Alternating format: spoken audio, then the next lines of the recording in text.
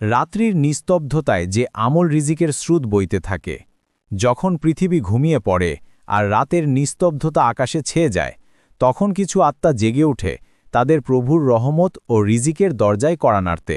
সেই নীরব মুহূর্তে এক বিশেষ আমল আছে যা অভাব মুছে দেয়, রিজিকের স্রোত বইয়ে দেয় আর হৃদয়কে ভরিয়ে দেয় শান্তির আলোয়। এখন শুনো সে আমলের কথা। রাতের অর্ধেক অংশ পার হওয়ার পর অজু অবস্থায় দাঁড়াও 2 রাকাত নামাজের জন্য, রিজিকের প্রশস্তি ও বরকতের নিয়তে। প্রথম রাকাতে সূরা ফাতিহার পর 15 বার সূরা ইখলাস এবং দ্বিতীয় রাকাতে আবারও 15 বার সূরা ইখলাস পাঠ করো। নামাজ শেষ করে কিবলামুখী হয়ে বসে পাঠ করো 1000 বার। বিসমিল্লাহির রহমানির রহিম 1000 বার।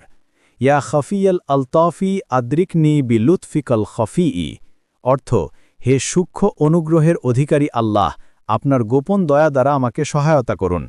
এবং 1000 বার।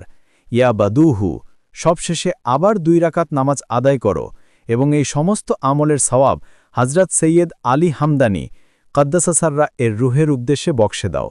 এই আমল রিজিকের প্রশস্তি, হৃদয়ের প্রশান্তি এবং আল্লাহর গোপন রহমত লাভের এক রহস্যময় আধ্যাত্মিক উপায়।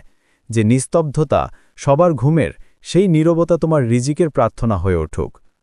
কুরআনের আলোয় রুকিয়া শরিয়া ও ইসলামী আমল জানতে চাইলে সাবস্ক্রাইব করুন আমাদের channel https://Quranic Care BD।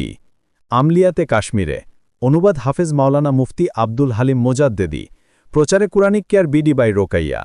Kajla, Nayannagar Al Falah মসজিদ সংলগ্ন, যাত্রাবাড়ি, ঢাকা 018643922522 অথবা 018323307278।